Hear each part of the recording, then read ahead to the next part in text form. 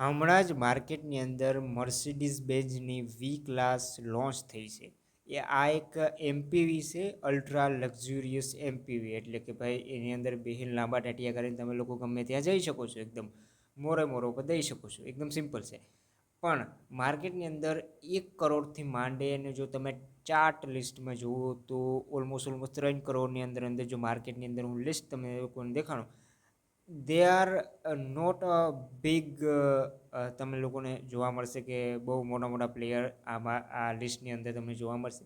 હું અહીંયા 3 કાર વિશે વાત કરું છું. એક તમને ટોયોટાની વેલફાયર જોવા મળે છે, જે 1.20 કરોડ કે 1.30 કરોડની આજુબાજુ જોવા મળી જાય છે. આ માર્કેટ પ્રાઇસ આજની તારીખમાં તમને જોવા મળે છે ટોયોટાની વેલફાયર.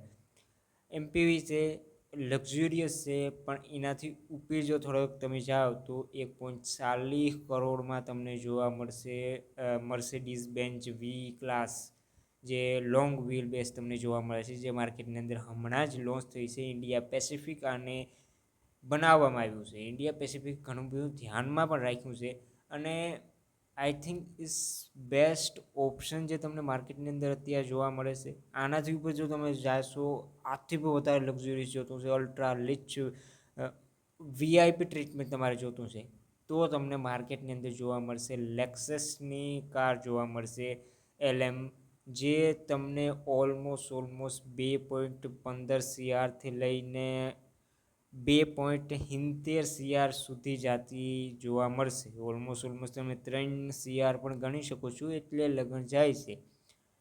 વીઆઈપી અલ્ટ્રા હાઈ લક્ઝુરિયસ એની અંદર જોવા મળશે. એની અંદર 2 વેરિયન્ટ છે. 7 સીટર પર તમને જોવા મળશે, ઓલમોસ્ટ 6-7 સીટર, અને તમને એક 4 સીટર અલ્ટ્રા વીઆઈપી લક્ઝુરિયસ એક્સપિરિયન્સવાળું પણ જોવા મળશે. આની અંદર તમે ગમે એટલા રૂપિયા નાખો એનો કોઈ સંતોષ થવાનો નથી. ગમે એટલી એક રોયલ્સ રોયલ લઈને એની અંદર બેહો તો પણ તમને એક વસ્તુ જોવા મળશે કે રોડ ઉપર ઉતર્યા પછી એની જે માર્કેટ વેલ્યુ છે, એક પ્રાઇઝિંગ છે, એ ઓછી થવાની છે.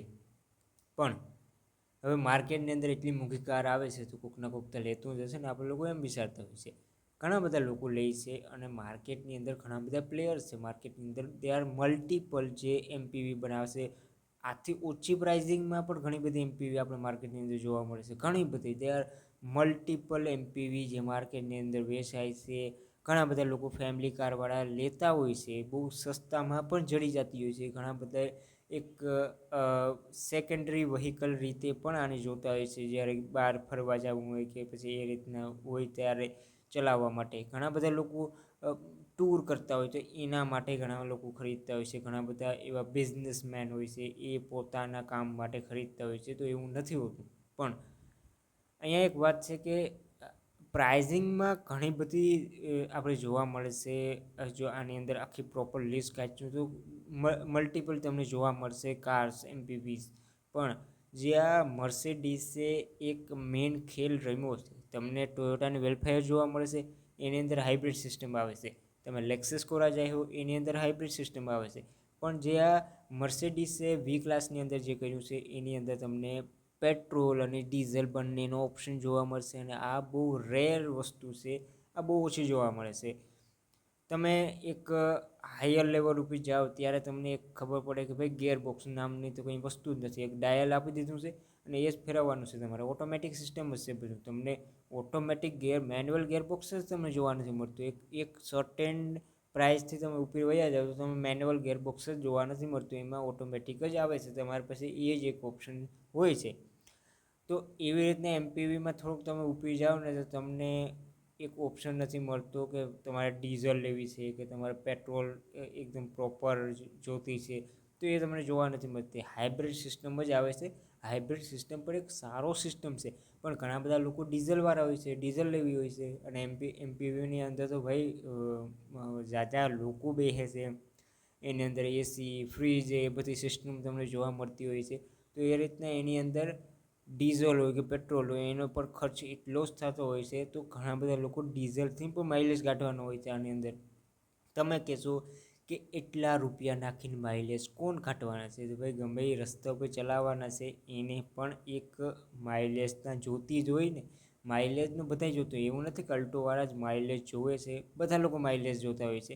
અને માઇલેજ વગરની કાર ગમે ઇલેક્ટ્રિક કાર હોય કે પછી પેટ્રોલ ડીઝલની અંદર હોય છે એ નકામી જ છે. એક રીતે આપણે લોકો એમ કહી શકીએ છીએ કે માઇલેજ તો હોવી જોઈએ, હારામાં હારી માઇલેજ ના છે પણ એક સર્ટેન લેવલ સુધીની માઇલેજ હોવી જોઈએ. ડીઝલ જે માઇલેજ કાઢીને દેશે, ડીઝલ જે પાવર દેશે, ટોર્ક દેશે, એવો ટોર્ક પેટ્રોલ ક્યારેય નહીં દઈ શકે, હાઇબ્રિડ ક્યારેય નહીં દઈ શકે. તો એ વસ્તુ છે. ડીઝલની મજા ડીઝલને ખબર છે, પેટ્રોલની મજા પેટ્રોલવાળાને ખબર છે. તો એક વસ્તુ છે કે જે આ જે મર્સિડીઝની જે વી ક્લાસ આવી છે એના ઉપર આપણે એક પ્રયત્ન કરશું કે ડિટેલમાં વિડીયો બનાવશું, અને એ એક અલગ જ વિડીયો હશે જેની અંદર પ્રોપર એક એક વસ્તુને ડિટેલમાં આપણે જોશું. વિડીયો થોડોક લાંબો હશે પણ એની અંદર પ્રોપર બધું આપણે લોકો કવર કરશું, અને ત્યારે ખબર પડશે કે શું આપણે મર્સિડીઝ પ્રોવાઈડ કરી રહી છે ઇન્ડિયાની અંદર. બસ આ વિડીયોની અંદર આટલું જ. આવા જ વધુ વિડીયો જોવા માટે ચેનલને સબસ્ક્રાઈબ કરી લો. ફરી પાછા મળીએ એક નવા વિડીયોની સાથે. આવજો.